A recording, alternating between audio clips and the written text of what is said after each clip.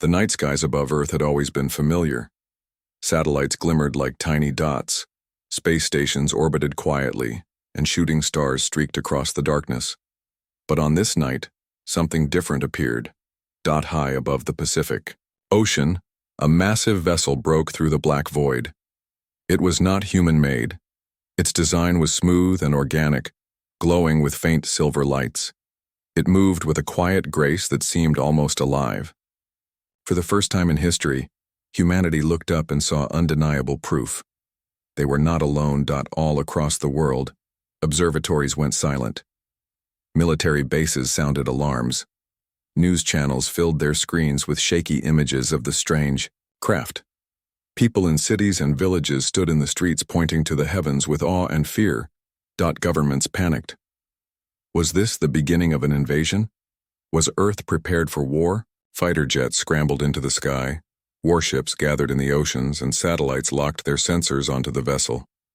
Yet no attack came. The ship simply hovered above Earth, motionless, waiting. Then came the transmission. It was a voice, soft but clear, broadcast into every language on Earth at once. The voice was not mechanical. It carried emotion, sadness, urgency, and something almost human. People of Earth, the voice began. I am Princess Elira of the Valari Dominion. I come not as conqueror, but as one who begs for your aid. My people are dying, our worlds burn. And in you we see our last hope. For a long moment the world froze. Humanity had expected threats, demands, or weapons. Instead, they were met with a plea. In the halls of the United Earth Council, leaders gathered in emergency session. The chamber buzzed with voices, some doubtful, others curious, most fearful. This could be a trap, said one general, his fists tight against the table. They soften us with a plea for help, then strike when we are unguarded. Or perhaps, argued a scientist, her voice calm, they truly are desperate. Look at their ship, no signs of weapons. Its energy signature is weak, as though damaged. The council debated for hours. Some argued to turn the aliens away, to protect Earth at all costs. Others whispered of opportunity, advanced technology, knowledge of the stars, power. Finally, the council agreed on a cautious path. A single human would meet the princess, not an army, not a committee, but one trusted figure who could judge her sincerity. The choice was Captain Marcus Hale. Marcus Hale was no stranger to the unknown. A decorated astronaut, he had commanded missions to the Moon and Mars. He had faced accidents in the vacuum of space and kept his crew alive when systems failed.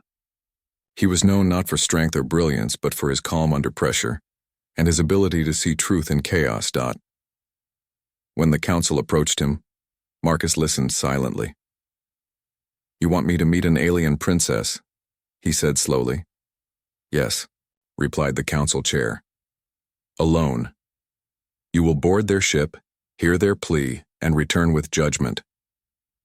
Marcus looked at the images of the ship on the screen. It was beautiful, almost like a sculpture drifting in the void. Yet something in the princess's voice had unsettled him. Desperation was not something easily faked. He nodded. I'll go.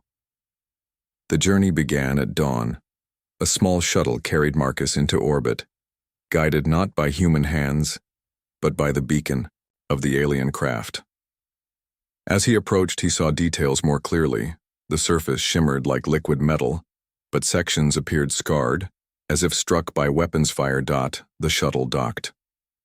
For a moment, silence surrounded him. Then the hatch opened with a hiss and Marcus stepped into the unknown. The interior of the ship was unlike anything he had imagined. The walls pulsed faintly with light, as though the vessel itself was alive. The air smelled fresh, almost like a forest after rain. Strange symbols glowed along the floor, guiding his path. And then he saw her. Princess Elira stood at the center of the chamber, tall and graceful, her figure wrapped in robes of shimmering blue.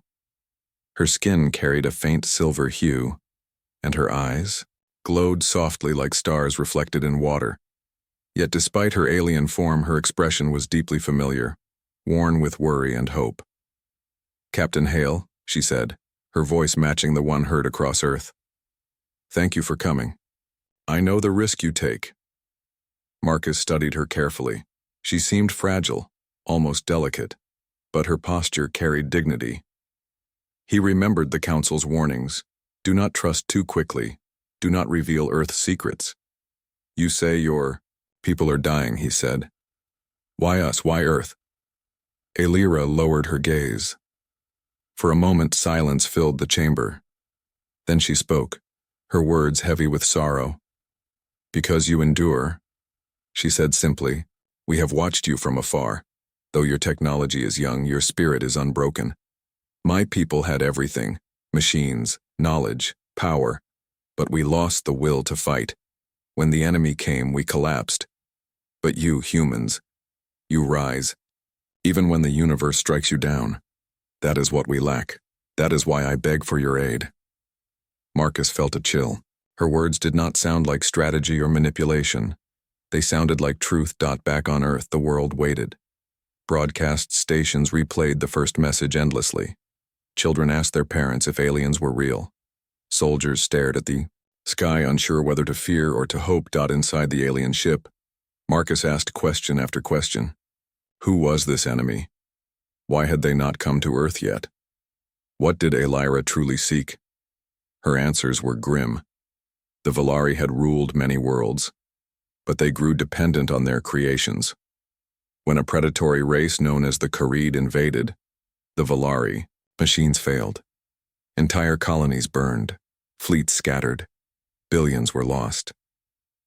All that remains of my people is aboard this ship and a handful of others, Alira said, her voice trembling.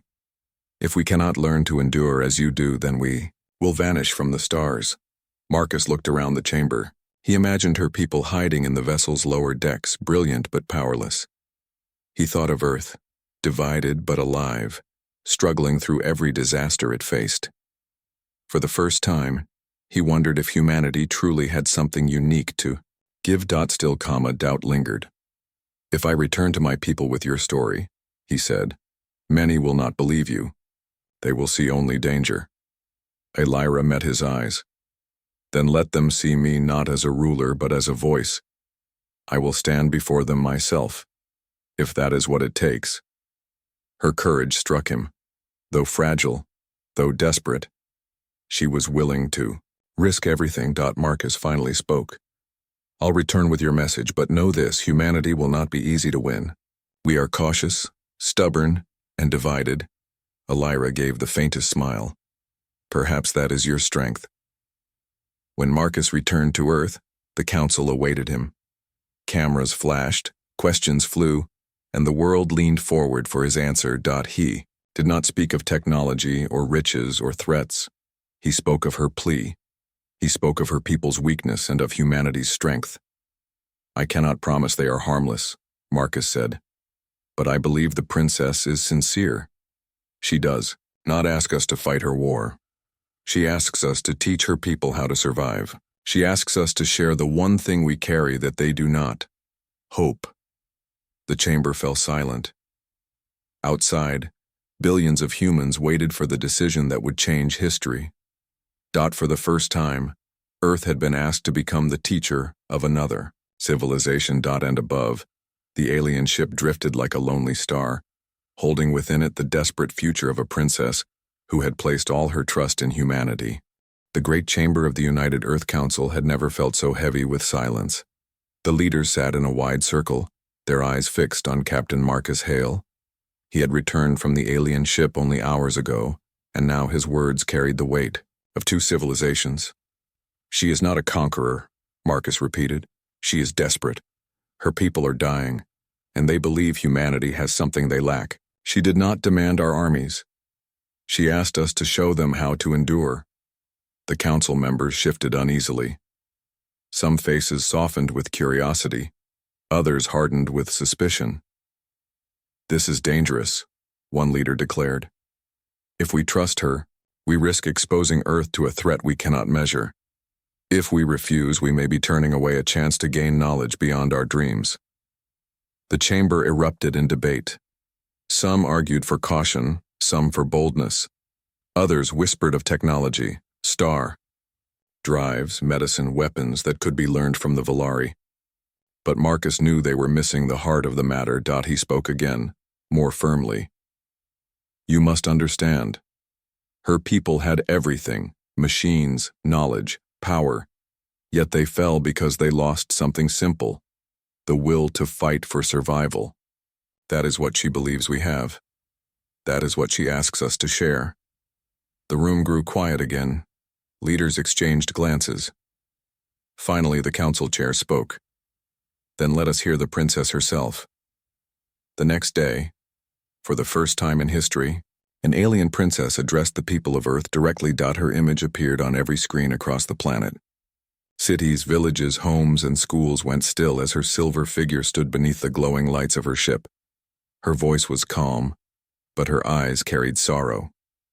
People of Earth, she began, I am a Lyra of the Valari Dominion. Long ago, my people touched the stars and believed we would never fall. We built great machines and we forgot how to struggle. When an enemy came who could not be defeated by machines alone, we broke. Our worlds burned. Our families scattered. Now, we are only a shadow of what we once were. She paused, her gaze steady. Yet we watched you. Though your world is young among the stars, you endure storms, wars, and hardship. Again and again you rise. You survive where others might surrender. That is why I come not to command you, but to beg you. Teach us. Help us learn again what we have forgotten. In your spirit we see the key to our survival. Her words rippled through Earth like a wave. Some wept, moved by her honesty. Others whispered of traps and lies, and many, for the first time, felt pride that humanity, often seen as fragile, might carry a strength greater than even the stars. After the broadcast, Marcus was summoned back to the alien ship. This time, he was not alone. A small team of observers, scientists, and translators accompanied him, but Marcus remained the only one allowed to meet Lyra directly. The chamber was quiet when he arrived. Lyra stood waiting, her robes shimmering faintly in the soft glow. She greeted him with a nod. You spoke well for me, she said. Your people listened because of you. Marcus shook his head. They listened because of your honesty, but many still doubt. If we are to help you, we need to know the whole truth. Her expression grew solemn. She led him through a passage deeper into the ship. The walls pulsed with light, and the air grew cooler. Finally, they entered a wide hall. There, dozens of Valari stood waiting. They were elegant beings, tall and graceful, but their eyes told a different story. Fear, weariness, a kind of hopelessness Marcus had never seen in humans. Families huddled together, whispering softly. Young ones clung to their parents, their faces pale. This is what remains of us, Lyra said quietly. We once filled countless worlds. Now, only scattered survivors hide in ships like this. We cannot fight, we cannot adapt. Without help, we will fade into memory. Marcus felt a weight in his chest. He had imagined armies, fleets, or colonies. Instead, he saw refugees. Brilliant, yes, but fragile, broken. He turned to Lyra. And the enemy? Who are they? Her voice lowered. The Kharid. They are not like us, they are hunters. Their bodies are strong, their instincts cruel, they care nothing for art or knowledge. They devour what they conquer. When they came, we turned to our machines. But machines cannot feel courage. They cannot stand when all seems lost, so we fell. Marcus studied her carefully. She did not exaggerate. Her people had lost worlds because they had forgotten how to fight with their own hands and hearts. Why not go to other star nations? Marcus asked. Surely there are others more advanced than us. There are, Lyra admitted. But they will not help. To them we are already dead. They see no reason to waste resources on a fading race. They watch, they wait, and they turn away. She looked at him, her eyes almost pleading. But you humans are different. You have not yet grown cold. You still believe survival is worth the fight. Over the next days, Marcus spent long hours among the Valari. He watched their scientists, brilliant with knowledge of physics and medicine yet unable to endure the smallest hardship. He saw their children, who had never known hunger or fear until now, trembling at every sound. He spoke with their elders, who remembered centuries of peace but admitted they had no answers for war. And he began to understand humanity had scars, wars, disasters, divisions, but those scars had shaped them. Earth's people were stubborn, creative, and unyielding. The Valari, by contrast, had been sheltered for so long that when darkness came, they shattered. One evening, Marcus and Elira stood by a window looking out at Earth, glowing blue against the stars. "You think we are weak," she said softly. Marcus hesitated. "I think you've forgotten something important. You have knowledge we can only dream of. But knowledge without courage is nothing.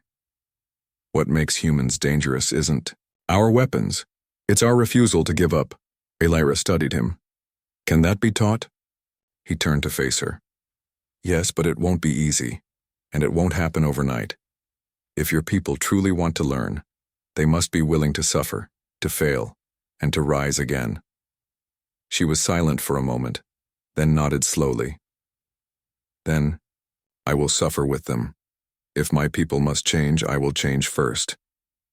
For the first time, Marcus saw not just a princess, but a leader. Back on Earth, the council watched these developments with unease. Reports from scientists described the Valari as highly advanced but dependent. Military leaders worried about revealing human strategies to outsiders. Political voices argued that Earth should seize alien technology in exchange for help. But Marcus's voice remained firm. "If we treat them as tools, we are no better than those who abandoned them. If we help, it must be as allies, not as masters." The council debated endlessly, but the truth was simple. The Valari could not be ignored. Their presence had already changed humanity. Across the world, people argued not about whether aliens existed, but whether humanity should rise to meet this call for help. One night, as Marcus prepared to leave the ship, Elira stopped him. "Do you regret this?" she asked. He looked at her, then at the stars beyond. "I don't know yet, but I know this. If what you say is true, if the Kharid really are out there, then Earth is in danger too. Helping you might be the only way we save ourselves." Her eyes softened and she bowed her head slightly. "Then perhaps our fates were meant to meet." Marcus said nothing more, but deep inside, he knew the hidden truth was clear. Humanity had been chosen not because of its strength, but because of its spirit. And soon that spirit would be tested in ways no one on Earth could yet imagine. The alien flagship drifted silently above Earth, like a wounded bird resting in the sky. Inside its shimmering halls, life moved slowly. The Valari people were brilliant in mind but fragile in spirit. They had never known the rough lessons of hardship. Now, for the first time, they faced a future where knowledge alone was not enough. Captain Marcus Hale walked through the wide corridors, his boots echoing softly against the glowing floor. Everywhere he looked, Valari eyes followed him, curious, uncertain, sometimes afraid. To them, he was more than a guest. He was a symbol of what they lacked. Princess Elira walked beside him. Her steps were graceful, but her face carried determination. "They do not understand why you are here," she said quietly. To them, strength has always been measured in knowledge and invention. They do not yet believe spirit can be learned. Marcus glanced at her. "Then we'll show them." The first group of volunteers assembled in a training chamber deep within the ship. There were 20 in total, young Valari men and women, their robes neat, their hands uncalloused. They looked more like scholars than soldiers. Their eyes were wide, filled with nervousness. Marcus studied them carefully. "They look like recruits on their first day," he muttered. Elira gave a small smile. "They are more than recruits. They are the only ones who had the courage to step forward." Marcus stepped into the center of the chamber. The Valari straightened, watching him with a mixture of awe and doubt. He raised his voice, firm but calm. "My name is Captain Marcus Hale. I am not here to give you weapons or technology. I am here to give you something more important." the will to fight, the strength to endure. What you learn here may decide the future of your people. The chamber was silent. Some Valari shifted uncomfortably, others avoided his eyes. Finally, one raised a trembling hand. What if we fail? Marcus looked at them all. Then you stand back up. That's the first lesson. You do not stay down. The early days were difficult. Marcus began with simple exercises: running, climbing, lifting. To humans, they were basic drills. To the Valari, they were exhausting trials. Many collapsed. After only a few minutes, some trembled just holding their own body weight. At first, Marcus grew frustrated. But then he reminded himself, these were people who had lived lives without struggle. They had never been forced to push their limits. This was their first true battle, and it was against themselves. He adjusted his approach. He broke the tasks into smaller goals. Instead of demanding endurance, he demanded progress. One step further than yesterday, he told them. That's all. Slowly, change began. The Valari stumbled, fell, and rose again. Their robes grew dirty, their hands blistered. But in their eyes, something new flickered. A spark of pride. Elira trained with them. She refused to stand apart. When others fell, she helped them rise. When they hesitated, she encouraged them. Marcus watched her closely. She was no warrior, but she carried the heart of one. The training soon moved beyond physical strength. Marcus taught them teamwork. He built simple challenges, moving heavy crates, crossing obstacles, solving problems under pressure.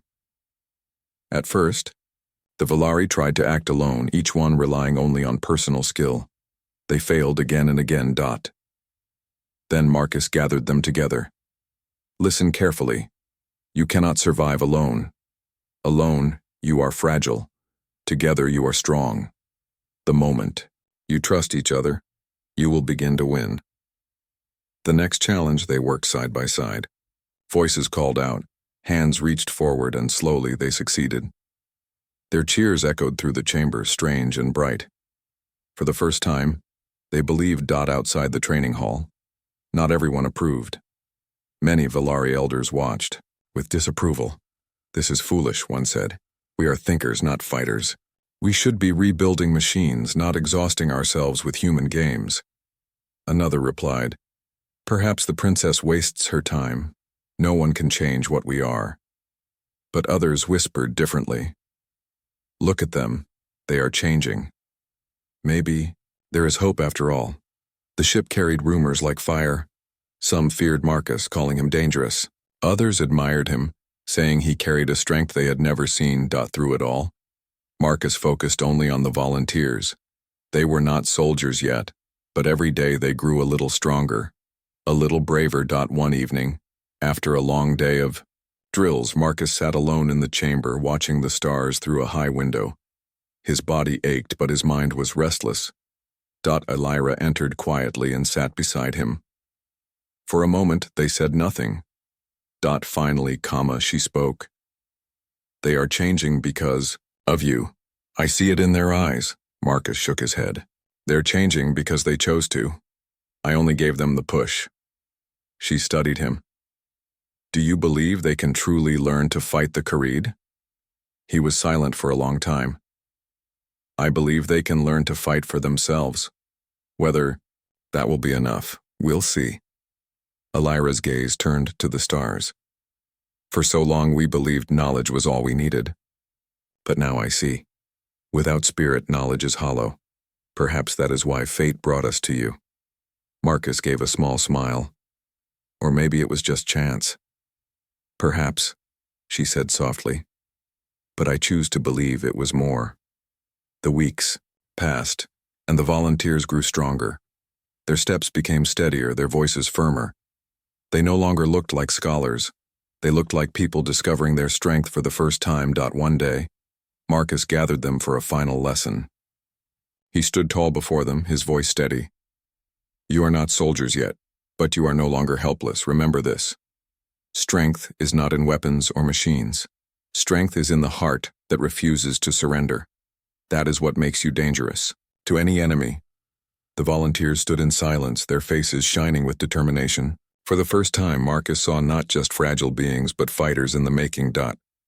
That night, as the ship drifted quietly above Earth, a message arrived. A distant outpost of the Valari had fallen. Survivors fled into the void, chased by the dark fleet of the Karid. Fear spread through the ship. Families whispered of doom, leaders argued in panic. But in the training hall, the volunteers did not tremble. They gathered together, their voices calm.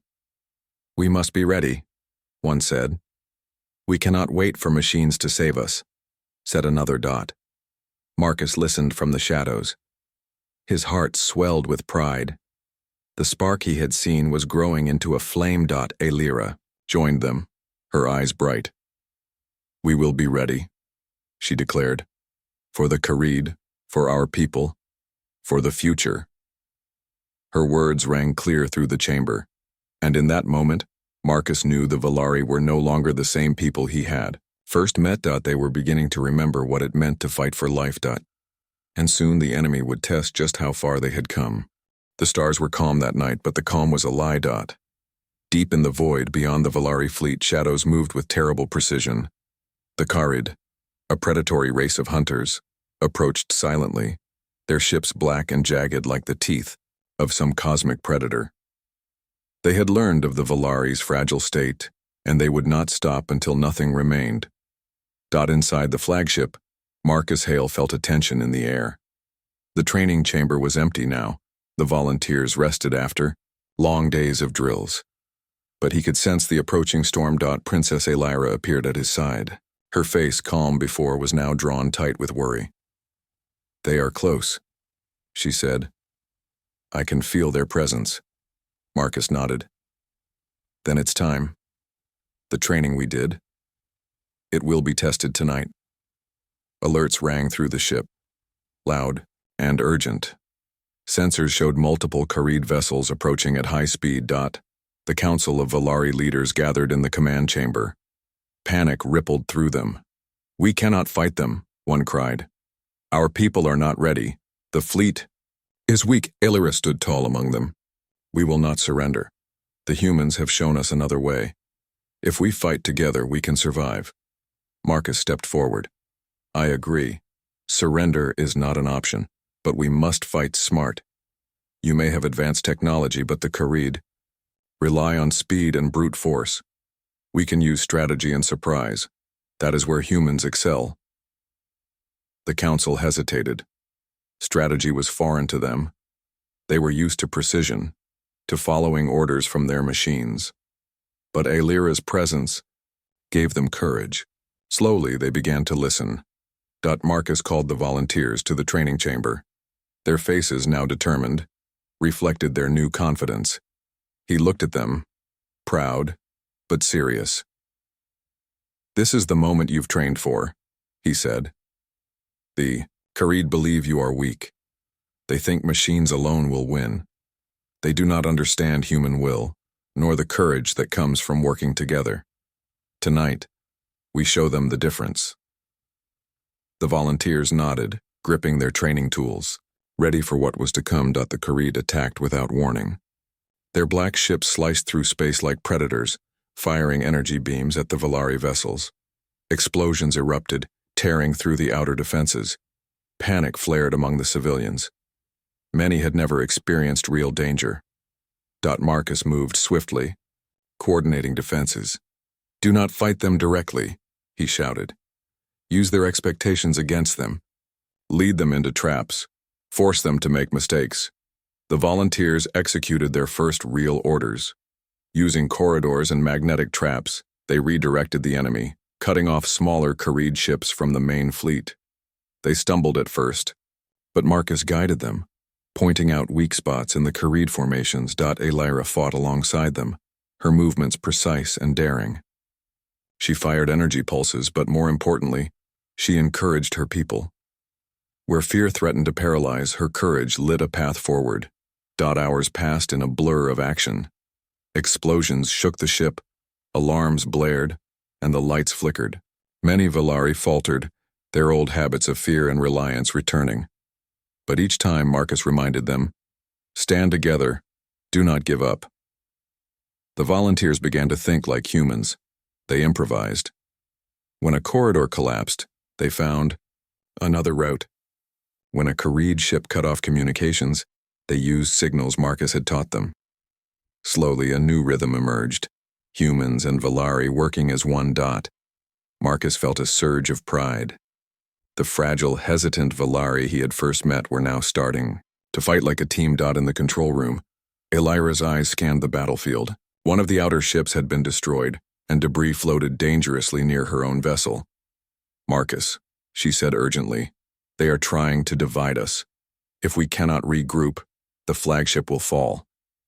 Marcus studied the display. "I have an idea," he said. "We lure them toward the asteroid field near Jupiter. Their ships are fast but not flexible. If we can force them into tight space, their speed will work against them." Elira nodded.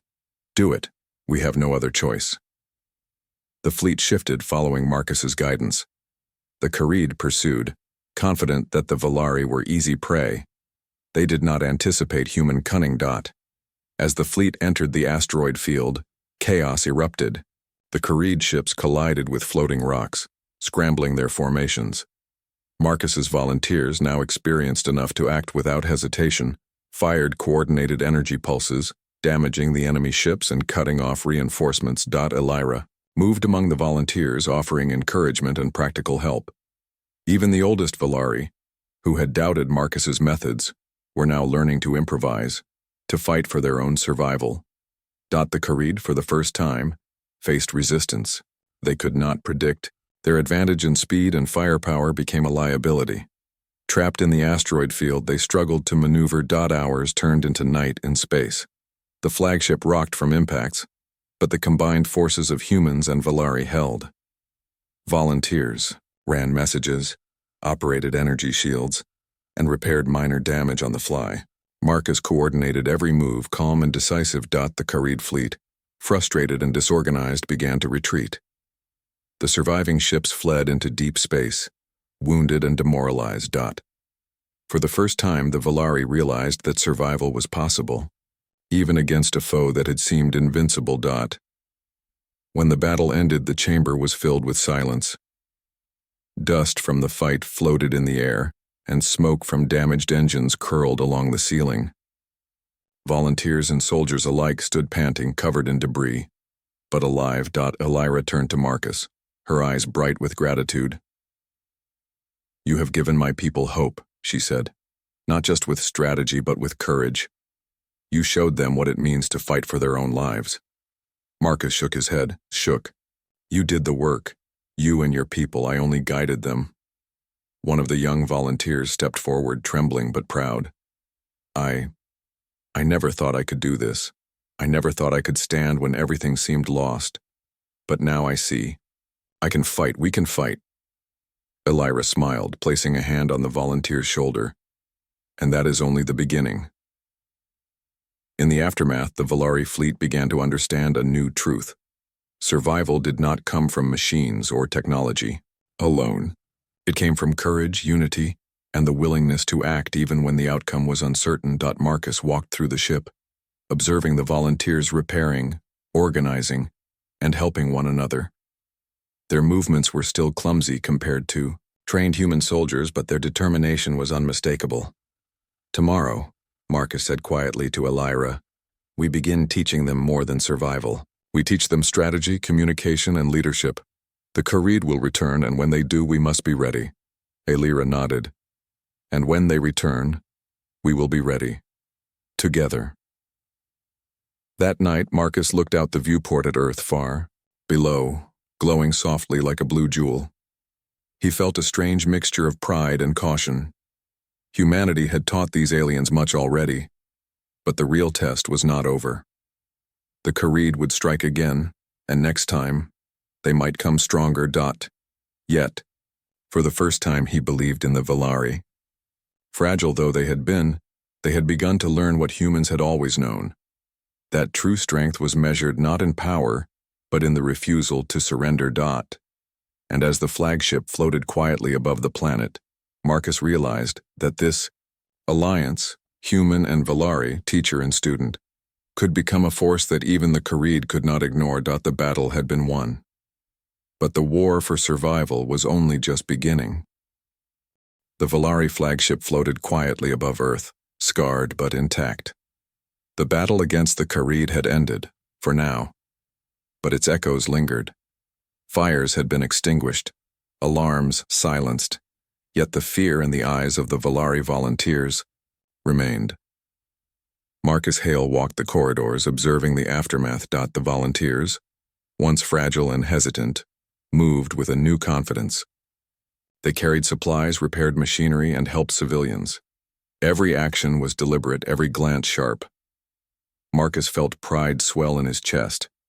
These people had begun to remember what it meant to fight for themselves. Princess Elira appeared beside him, her robes glinting faintly in the soft lights. Her eyes, tired from the long battle, were bright with determination. "They are learning faster than I expected," she said. Marcus nodded. "The spark is there. Now we must make it a flame. The Kharid will return, and we must be ready." Elira's gaze drifted to the stars. "I have watched them fall for centuries, relying only on machines. Perhaps it took humans to show them the truth. That survival is more than knowledge.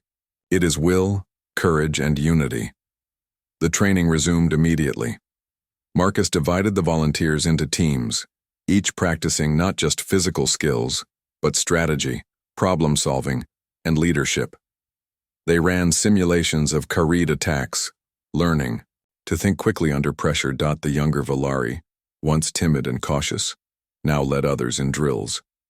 They learned to anticipate the enemy's moves, improvise when things went wrong, and support each other without hesitation.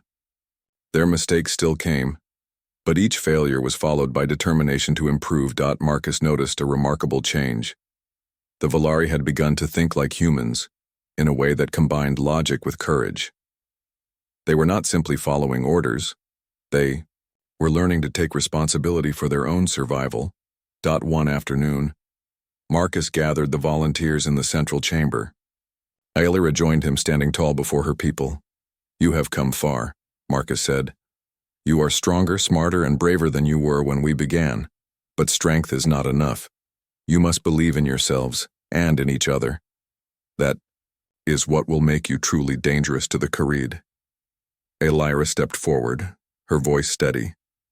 "For too long we relied on machines, thinking they could solve every problem. Today we begin to understand something greater. We can fight, we can endure, and we can survive, but only if we do it together." The volunteers listened in silence. Then, slowly, they nodded.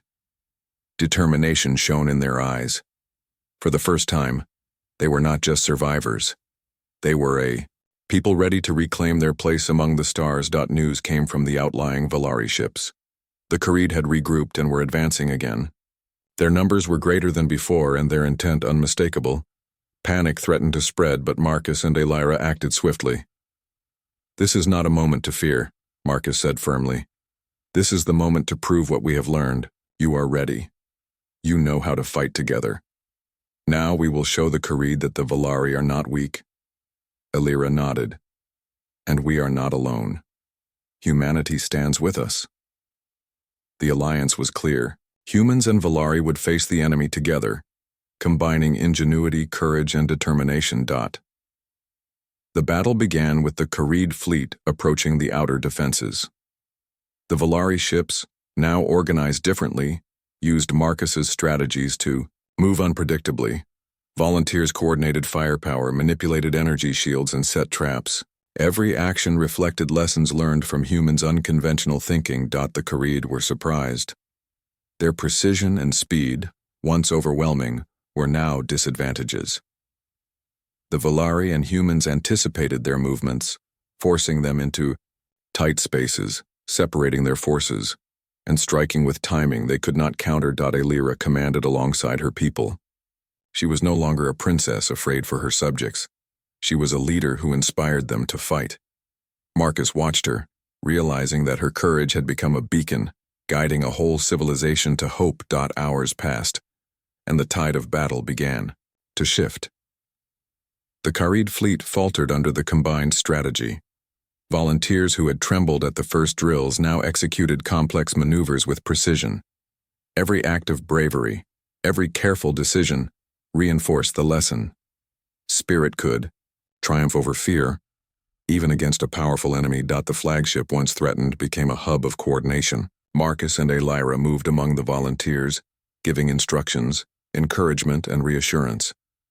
Where once there was hesitation, now there was resolve. Where once there was panic, now there was determination. Slowly, the Kharid began to retreat, battered and demoralized. The surviving ships fled into deep space, leaving the Volari fleet victorious. When the battle ended, silence filled the flagship. Exhausted volunteers stood among the damage, yet pride shone brighter than fear. Marcus looked around, seeing not fragile beings but warriors. Elira approached him. Her expression was soft, but her eyes held fire. "You were right," she said. "They have changed. Not because of machines, not because of orders, but because of courage, because of spirit, because of hope." Marcus smiled. "You led them, I only guided. But yes, they are ready now, and it is more than enough." Elira turned to the volunteers, addressing them with clear, steady words. "Tonight we have proven something important. We have survived where others thought we could not. We have learned that the strength of our people lies not only in knowledge, but in will, in unity, and in courage. From this day, we are no longer the same." The volunteers cheered, voices echoing through the halls. It was not a victory for one person or one species. It was a victory for hope itself. In the days that followed, the Volari and humans solidified their alliance. Humans trained Volari not only in survival but in strategy, leadership, and problem-solving. The Volari shared knowledge of advanced technology and medicine, while humans shared lessons of resilience and adaptability. Together, they built a fleet capable of standing against the Kharid. They prepared for future battles, not as dependent followers, but as equals. Each side learned from the other, and in that learning they found trust. Marcus observed the progress, marveling at the transformation. The Volari had become more than survivors. They were innovators, warriors, and teachers in their own right.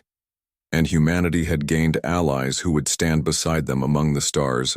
One quiet night, Marcus and Elira stood at the observation deck looking down at Earth.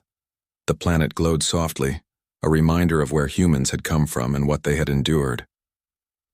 "You were our last hope," Elira said softly, her gaze on him. "And now, perhaps our first step toward a future we can build together." Marcus nodded, feeling the weight of history. "We learned from each other. Humans, Volari. We're stronger together. That's the lesson I hope lasts forever." Elira's eyes glimmered. "It will. We will not forget it. And when the Kharid return, they will see the strength of two worlds united." The final days aboard the flagship were filled with preparation and optimism. Volunteers trained, leaders planned, and humans and Volari shared stories of their worlds. Bonds were formed that would last lifetimes. Marcus knew the battles ahead would be difficult, but he also knew something more important. Humanity had proven that even the smallest spark of courage could ignite an entire civilization. And the Volari, guided by their princess and taught by humans, now carried that spark within them. The Kharid would return. The war for survival was not over, but the Fi, Alliance of Earth and the Volari, had begun. Together they had proven that hope, courage, and unity could shape the fate of the stars. As the flagship drifted above Earth, stars reflected in its silver hull, Marcus felt a rare certainty. Humanity, often underestimated, had shown its true power. Not in weapons, not in machines, but in the will to fight for life itself. And for the first time, he knew the universe had taken notice.